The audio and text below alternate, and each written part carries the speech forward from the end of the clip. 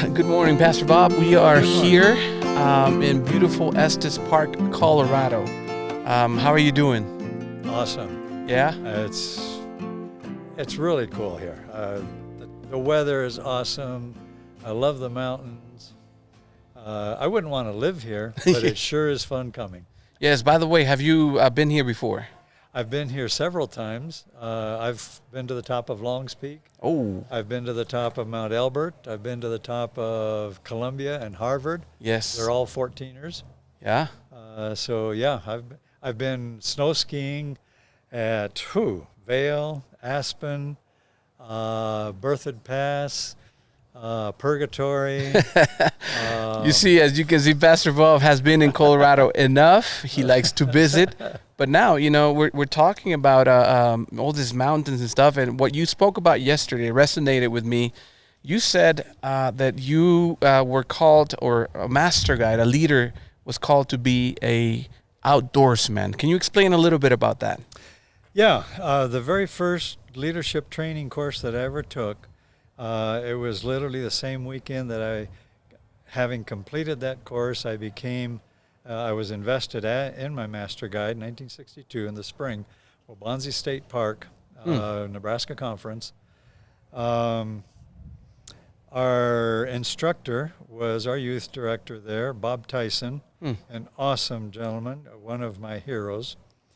And in his presentation, in his comments, he said, if you want to be a leader of youth, you need to become an outdoorsman first. And I took that to heart and focused much of my life. I was already fascinated by the outdoors, to put it mildly. As a child, my grandparents had attended all of Sam Campbell's yearly Lyceum programs and bought his books, had them autographed, sent them down to us. My parents were missionaries in Peru, South America at the time. Yeah. And we read those books, and I dreamed of the day of being able to come back and spending a summer with Sam, like Hybub had. Those of you who have ever read his books know what I'm talking about. But by the time we got back, he had died of a heart attack, and my world kind of fell apart. Yeah. But then when I heard, this was just a couple of years later, Bob Tyson saying, you need to become an outdoorsman first, the more I thought of pathfinding, the camping experiences, the ability to relate to nature, God's first book. We always call nature God's second book. Yeah. But chronologically, it's his first book. That is true.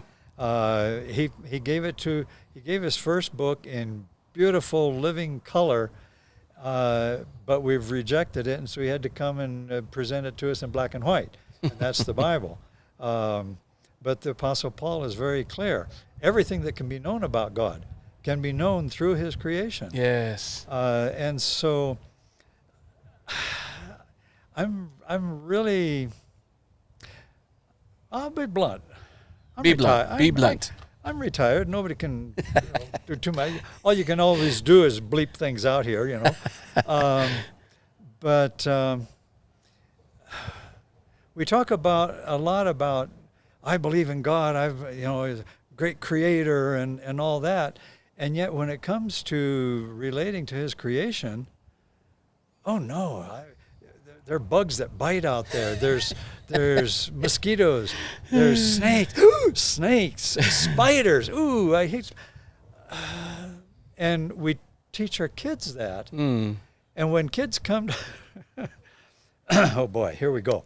When kids come to summer camp and take my nature classes, I teach the Pathfinder Honors. Yes. For me, the only reason to come to summer camp really is to work on Pathfinder Honors that you can't get at Pathfinder Club. Look at that. And so I teach all of the nature honors during summer camp. Hold on, right there. Did you hear that, everybody? Pathfinder is being taught at summer camp. That is something that many of us didn't think about, but it can be done. So expanding that just a little bit, how many kids are going to get their lapidary honor if they don't go to summer camp? Clubs can't afford all the lapidary equipment. Summer camp should have a room that is full of lapidary stuff where they can cut and polish rocks to their heart content and get their lapidary honor. Yeah. Ceramics, pottery, all these kinds of things. True. They need to be able to do those at camp and get the honor for them. Archery is way too difficult to get during a club that is true. Situation. But at camp, they come the first summer, they get into the National Archery Association program. Their first week, they get their first level arrow, then they get the second level arrow. By the time they get their third level arrow, now they got their Pathfinder honor in it. By the time they get their fifth level arrow, they got the advanced archery honor, and they can qualify to go for the national training for the Olympics. Look at that. And I've talked with kids who have gone to the Olympics via the National Archery Association program. And our Pathfinder honors can fit all into that. Well, that's a whole, got me off on a different sidetrack. But I teach the Pathfinder Nature Honors at camp.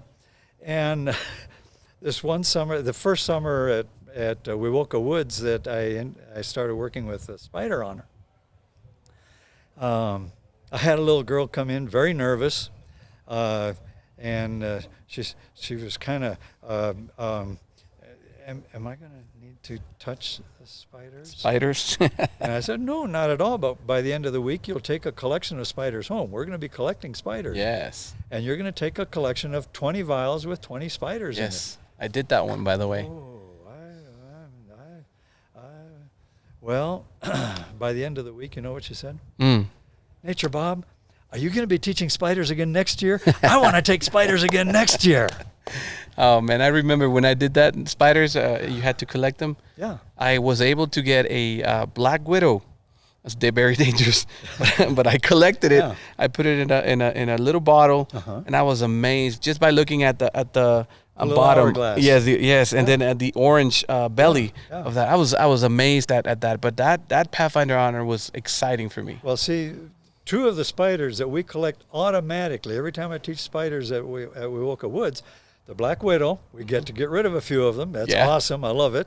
And the brown recluse. Oh, yeah. I get brown recluses in the nature center all the time. So we just start looking around. Daddy longlegs? Daddy longlegs aren't actually spiders. They're a whole different order of their own. Yeah, that's what I'm saying. Everybody thinks that they look big and they're spider looking. Yeah, and scary. Oh, daddy long. I've had them walking up, Yeah, that's fun. Okay. Yeah, cool. So you mentioned, that you were learning, honors. You're teaching honors, trying to teach young kids about, outdoors. But that came because, you had this passion for being and learning about nature. Yeah. How did that transport into your life besides just teaching honors? You mentioned that you're teaching at summer camp, but how did it transport from, pathfinding and, not master guides? And how does that transport all that? I started with a love for shells and birds. And I soon, particularly with birds, you soon begin to realize that birds inhabit different habitats. Just because a map says there's supposed to be bluebirds in this state doesn't mean that I can walk outside of my house and see a bluebird. So you gotta look for them. Yeah, you have to think, well, now where do bluebirds like to live? Yeah. Where do they like to have their nests? Great blue heron. Am I going to find that in my backyard? Well, if I have a pond back there, maybe. Yeah, definitely. But otherwise, no, I have to go to a lake somewhere. And so I started realizing that we have to look at different habitats, different environments. And some of them are extremely environmental specific, certain kinds of trees. And I'm thinking, okay, but how am I going to figure out what that tree is? And so I began to expand into learning about trees, and then I expanded into learning about ferns and flowers and everything else. So from one thing, and be honest, I'm a patchaholic. And so, man, if I really dig in and learn this, I can get a patch for that. You can get a patch for that, yes. And pretty soon I was learning all kinds of things. We're all born with a certain window with which we look at the world. And that window is shaped by our parentage, by what side of the town we're by the school we go to, by the church we attend, by who our friends are. They shape that window. But pathfinding, and particularly the nature honors, every honor, takes that window and stretches it out, makes it bigger. Yes. And if all we're concerned about is what's the minimum that I can do to get this patch, we're not doing anything about that window. Now, you mentioned something right now.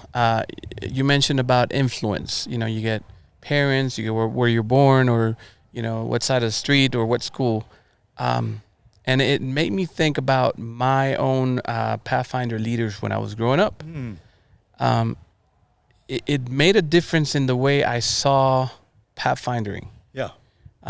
You know, we were camping and we were doing our own, you know, trying to, with a match, trying to make the fire with one match, and, you know, just the challenge of doing that. Try sometime with a wet match. Exactly.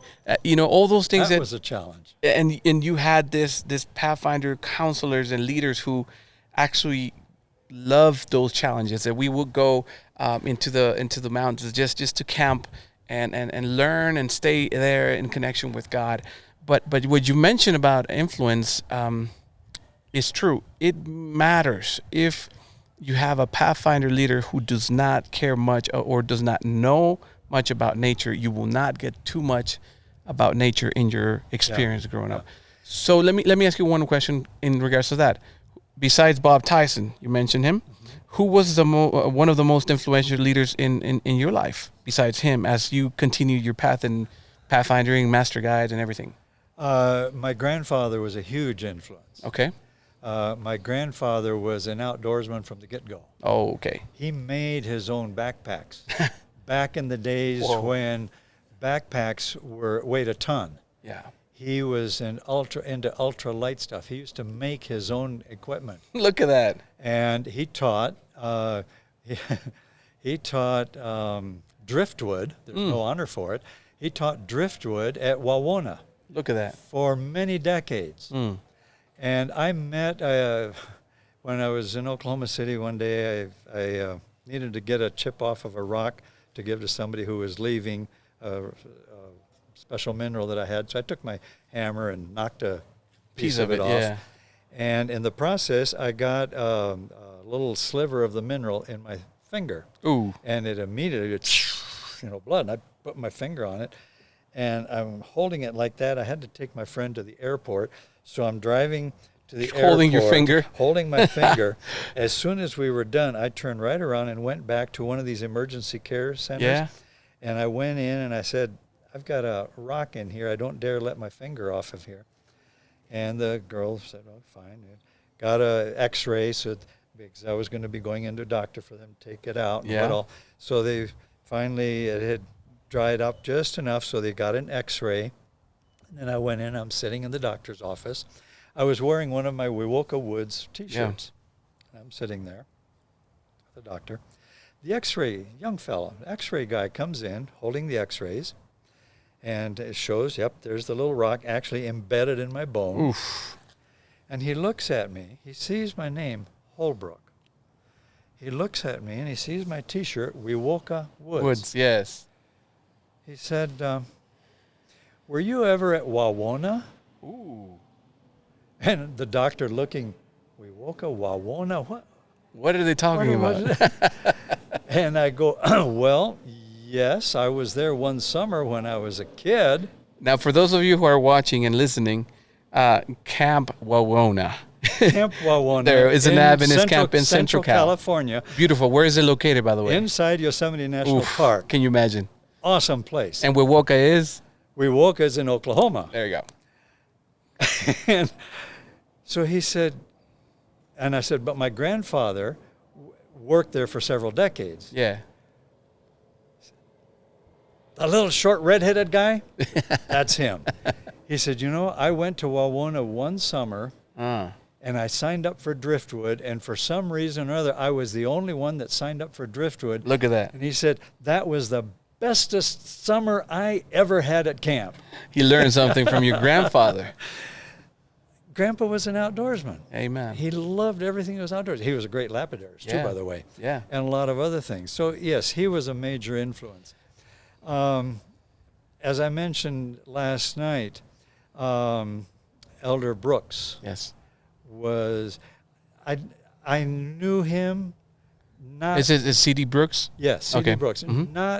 not as a friend necessarily, but I knew him. Yes. My parents worked at the General Conference for many years, and I was always in around the D.C. area, and so there was always a connection with everybody who was there.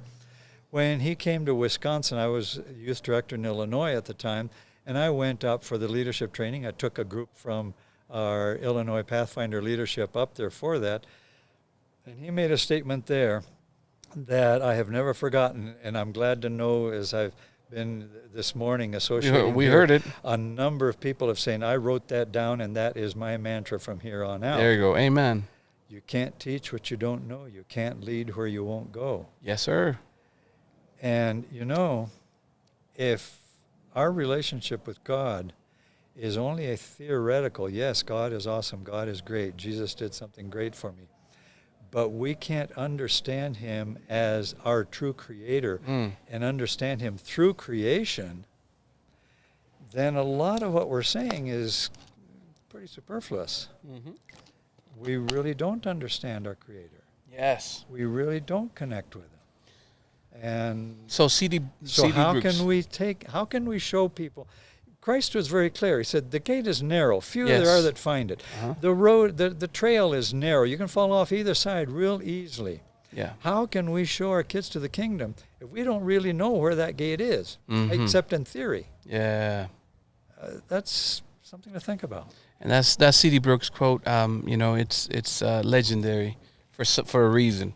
And God inspired him to say that. Now, we talk about leadership, and you mentioned last night that you had been, out of the 100 years of the Master Guide ministry, we started Master Comrade, became Master Guide, you have been part of it for 60. Yes.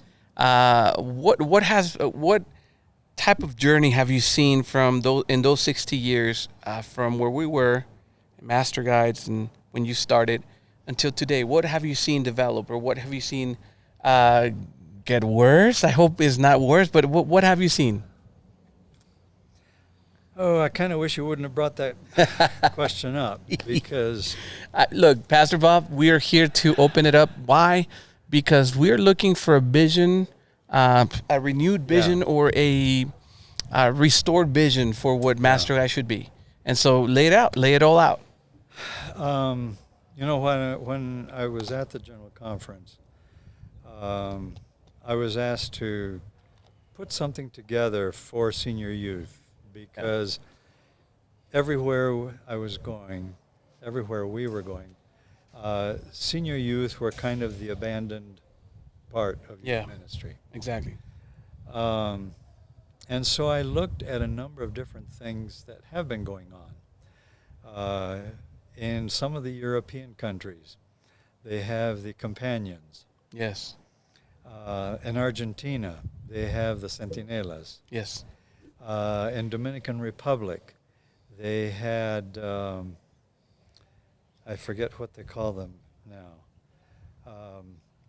But as I looked at their formats, in one area they were strong in one thing, in another area they were strong in something else.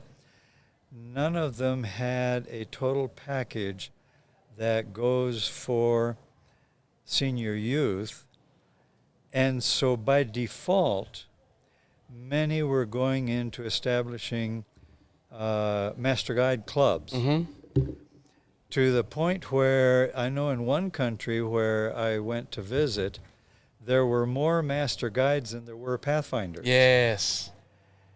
And nothing against that. Those individuals who have gone through that program have certainly had their life enriched, no ifs, ands, or buts about it, but they're not the least bit interested in connecting to the junior youth. Yes. Now, when the Comrade and Master Comrade first came out back in 1922 on into the 40s, they had a Comrade Band, which was a senior youth organization that dealt with the Comrade, our current guide, and the Master Comrade, our current Master Guide.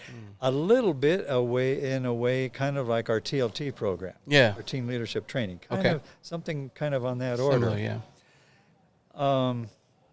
But then, in fact, my grandfather became a Master Comrade. and a youth director. There you go. He was a youth director in the South Wisconsin Conference. Oh, wow. There was a South Wisconsin There conference? was a South and North Wisconsin Conference. Look at that. And when they merged the two conferences, they asked him to be the Bible teacher at Bethel Academy. Okay. But my grandfather, during those years, as youth director there, also had the very first youth camp for Illinois as well as for Wisconsin. Within 2-3 years of the famous Town Line Camp that was held in Michigan, 1925, I think it was. Oh, we're talking 1925. You're talking history here. Yes. Almost 100 years ago. Yes, this goes back a ways. So, and then my father was invested as master guide, and he was a youth ministries director. There you go. In Bolivia. Oh, wow. He had youth and education. Yes. But the altitude affected my family, particularly my mother and my young brother, who was born in Bolivia. Yeah. And so they moved us to our college in Lima, Peru, and he became Bible teacher and eventually became the college director there before we came back to the States. So youth ministry has been in your blood. Has been in our blood for years. My youngest son now has been involved in pathfinding. He was an area coordinator in Ontario, Canada for several years. He developed the new Lego design, Lego building honor. Yes. And if you think you like Legos out there, folks, you ain't seen nothing. I'm amazed. So it's in our system. But then after World War II, it was changed from comrade to master guide. Yeah. Guide and master guide. And shortly thereafter, they actually developed a double track for master guide. Yeah. One that was geared to junior youth and one that was geared to senior youth. I completed the junior youth because, believe it or not, I was a pathfinder 1 year. Wow. The year we came back from overseas, I was 15. And for my 8th grade year, I was a pathfinder. Leroy Field was the Pathfinder Club director. College View Trailblazers, for those of you in Nebraska. College View Trailblazers, that was my club. Yes. As a club, we attended the first Central Union Pathfinder Camporee, Pathfinder Camporee, close here in Colorado, in Glacier View Camp. Glacier View Ranch, yeah. Where I met Lawrence Skinner. Oh, okay. And a number of others. Yeah. He was the World Pathfinder Director at the time. I sat at his feet. I listened to him with the spiritual messages. I learned all kinds of things about edible wild plants from Don Palmer and others of our pioneers. And I was a new master guide at that point. I had just been invested that spring. And one of the requirements to attend that camporee was that you had to be ready to be invested in at least one of the now fairly new advanced classes, Trail Friend, Frontier Companion, Frontier, Pioneer, and the Wilderness Guide. Now those are amazing names, by the way. Yeah. There were 5 of us who got invested in all 4. Look at that. So I had completed my master guide plus all 4 advanced. You really liked it. I loved it. And I decided really during that year in 8th grade, I really wanted, pathfinding was going to be my life. Yeah. And it just went from there. So I did the junior track. Then afterwards, I did the senior track. Yeah. But when there was the 2 tracks, then things started to get a little bit on the nebulous side, slowly but surely. And eventually, since very few people seemed to be much interested in senior youth, but they were doing the junior track because, they were doing the senior youth track because they didn't have to do the swimming. Yeah. But they were working with pathfinders because senior youth wasn't as exciting. Yeah. It really created kind of a dichotomy. Yeah. And so we wound up completely separating them. And we had the master guide strictly for junior youth. And for senior youth, we had the Youth Leadership Award, which is another little pin. Yes, another pin. And that went along so-so. But again, senior youth, there are issues. Yeah. How much can you really do with senior youth in any given church?